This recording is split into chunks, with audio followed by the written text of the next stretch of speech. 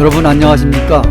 오늘은 미국의 새 재무장관인 제닛 옐런이 알려준 4가지 사실에 대해서 알아보겠습니다. 미국 시간으로 19일 어제 그저께죠. 제닛 옐런이 인사청문회가 있었습니다. 거기서 답변하면서 그 옐런의 생각을 우리가 엿볼 수 있었는데요. 4가지 사실에 대해서 함께 알아보도록 하겠습니다. 이분이 제닛 옐런이죠. 지금 현재로는 우리나라 나이로는 76세입니다. 1946년생이고요. 2014년부터 18년까지 약 4년 동안 연준 의장을 했었죠. 그 4년 임기 동안 비둘기파로 알려져 있고요. 현재 39년 만에 연임에 실패한 연준 의장이죠. 그리고 현재 의장인 제롬 파월에게 자리를 넘겨주었죠. 이분의 양력을 간단히 보게 되면은 미국의 그 프린스턴 대학교에서 교수로 활동을 했고, 또 샌프란시스코 연방은행 총재도 했고, 연준 의장을 18년에 맞추고 이번 21년에 바이든 대통령과 함께 72대 미국 재무장관이 되었죠. 제닛 옐런의 남편은 아마 그 미국에서 지금 대학 교수를 하고 있고 노벨 경제학상을 받은 분으로 알고 있습니다. 이분이 연준 의장의 연임에 실패한 이유는 트럼프 전 대통령과의 그 여러 가지 서로 다른 시각을 갖고 있기도 하지만 환율 정책과 금리 정책의 방향이 뚜렷했기 때문이기도 합니다. 그래서 재지명에 실패를 했지만 그의 정책 방향이 확실하다는 것을 우리가 알게 되었죠. 그럼 이번에 제닛 옐런 그 인사청문회에서 보여준 4가지 정책의 기조에 대해서 함께 알아보겠습니다. 첫 번째는 환율 정책이죠. 달러 관련한 정책이 되겠는데, 이것은 대부분 연준에서 관리를 하고 있습니다만은 연준 의장도 했었기 때문에 이것에 대한 방향도 알아보고, 두 번째는 재무부에서 관리하는 재정정책, 이것은 경기부양책과 관련이 있겠죠. 이것과 관련한 발언도 있었고, 그리고 대중국 관계가 되겠는데, 트럼프 미중 무역 전쟁을 4년 동안 계속 끌고 왔죠. 그런데 이번에 이제 새롭게 바이든 대통령이 되면서 대중국 관계는 어떻게 모색이 될지도 함께 알아보고, 또 최근에 문제가 되고 있는 기후 위기가 있습니다. 전 세계적인 문제가 되겠죠. 탄소 중립, 탄소 제로화 선언과 관련한 문제들도 있겠고요. 그리고 코로나19와 관련해서 미국에서 그 코로나 확진자가 가장 많이 발생을 하면서 또 고용 정책에 지금 문제가 있죠. 그러다 보니까 지금 미국이 지금 안정이 안 되고 있다고 볼 수가 있겠습니다. 그래서 고용 정책과 관련한 문제도 함께 알아보겠습니다.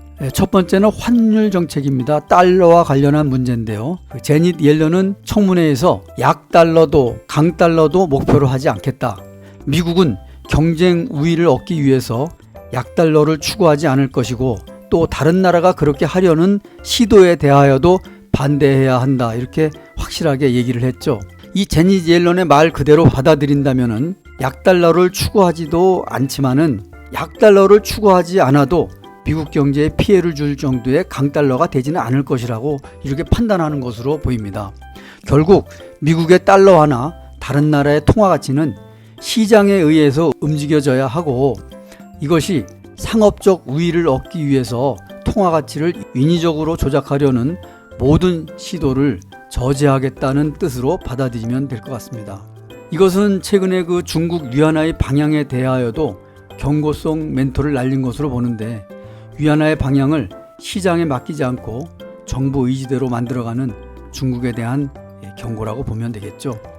다만 그 최근에 중국의 위안화는 6.46 위안에서 6.47 위안대로 지금 위안화가 강세로 이어지고 있어서 중국의 환율 조작 가능성은 거리가 멀다고 보면 되겠습니다. 그런데 최근에 중국에서 그 디지털 화폐를 발행을 해서 운영을 하기도 하죠.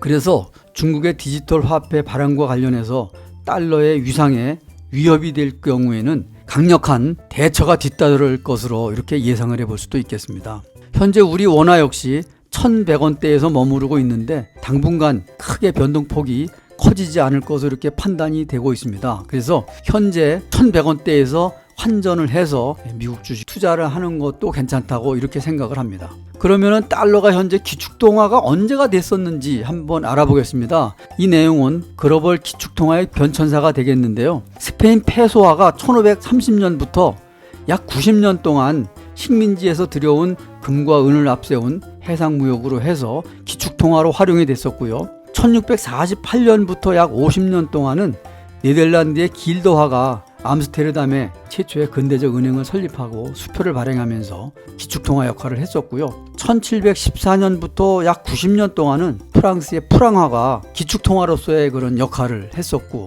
그 이후에는 1815년부터 1914년까지 약 100년 동안 영국의 파운드화가 세계 최초의 기축통화로 운영이 됐고, 이 파운드화는 금본위제를 도입을 했죠. 금에 연동되는. 그래서 파운드화를 얼마를 가져오면 금과 바꿔주는 그런 그 금본위 제도를 시행을 했었습니다.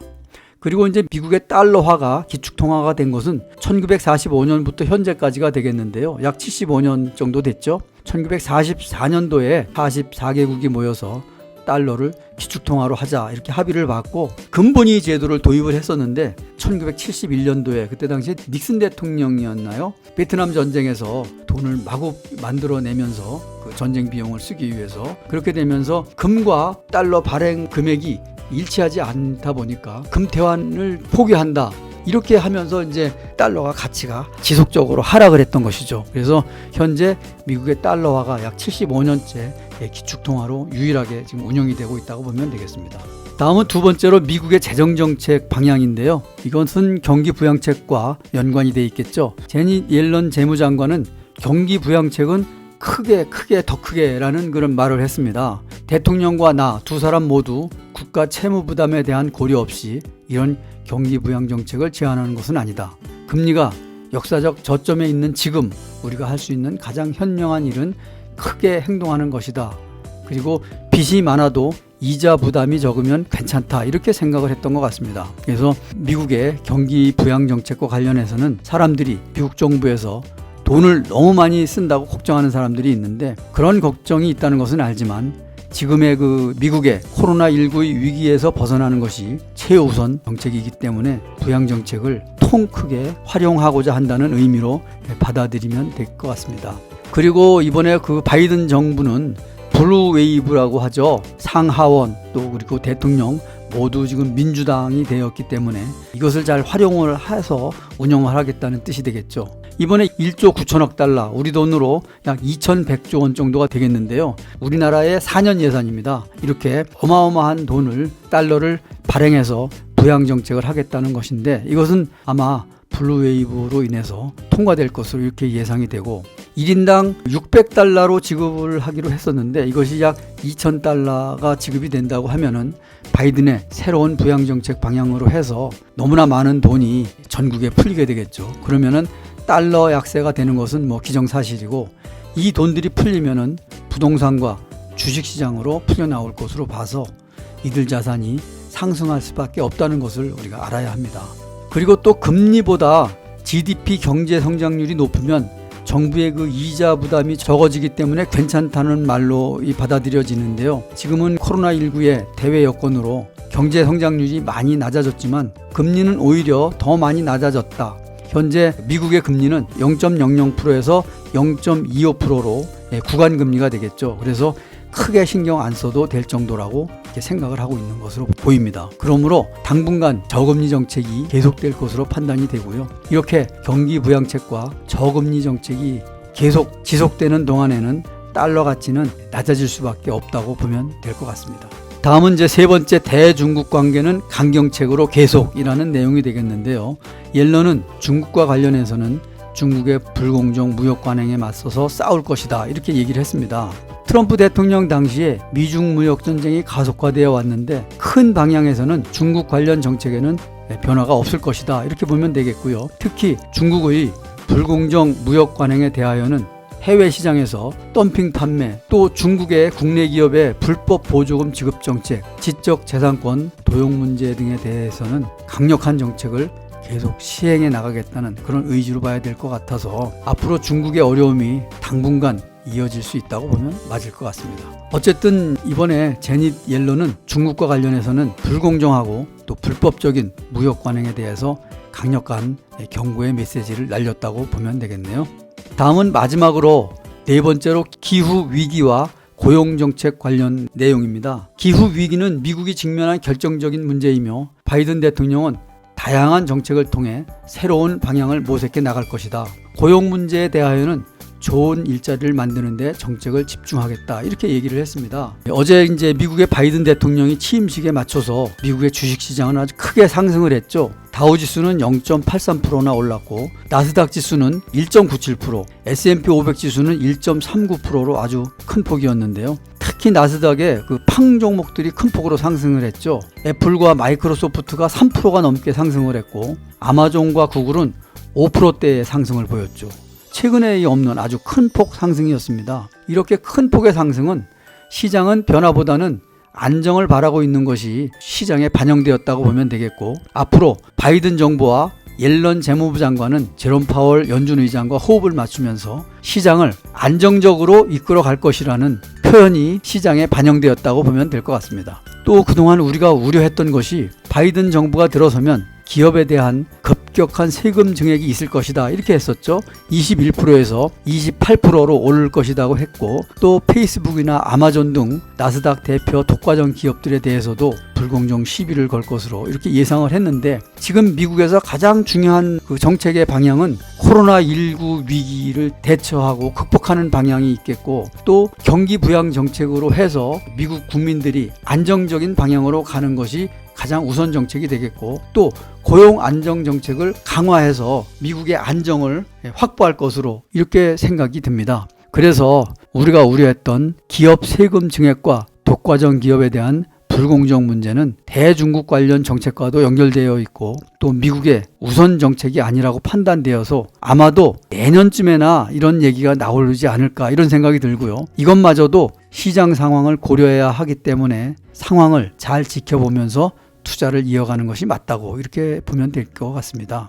예를 들자면은 앞으로 1km나 가야 빨간 신호등이 나오는데 지금부터 브레이크를 밟을 필요가 없다는 생각이죠. 빨간 신호등이 보이는 그 시점에 조심하고 주의해서 신호등에 대비해야 맞다고 보아서 지금은 새로운 정부의 방향에 맞춰서 친환경, 또 전기차 관련 이런 정책 등의 방향을 주시하는 것이 맞다고 보여지고요. 특히 고용정책과 관련해서는 일자리 늘리는 데 중점을 둘 것으로 이렇게 봅니다. 그래서 당분간 바이든 정부의 정책에 따라서 주식시장의 변동도 예상이 되지만, 길게 보고 또 장기적으로 본다면 현재 바이든의 정책들이 안정과 화합의 정책으로 시장에는 우호적으로 작용할 것으로 이렇게 판단이 되며, 특히 제닛 옐런 전 연준 의장의 재무부 장관 자리로의 이동은 건강한 비둘기 한 마리가 시장을 향하고 있다고 봐서 긍정적 신호로 받아들여야 할 것으로 생각됩니다. 어쨌든 미국은 전 세계의 경제 패권은 미국에 있다. 그리고 미국이 앞으로 세계를 통제해 나가겠다 하는 큰 방향이 있고, 또 기축통화인 달러는 계속 이어질 것이라는 내용을 정책으로 보여줄 것으로 생각이 됩니다. 그렇게 된다면 미국 시장은 상승 쪽으로 방향을 틀어서 올라가지 않을까, 이런 생각이 듭니다. 오늘은 미국의 새 재무부 장관으로 임명된 제닛 옐런이 인사청문회에서 알려준 4가지 사실에 대해서 여러분과 함께 분석해보고 알아봤습니다. 오늘은 여기서 마치겠습니다. 감사합니다.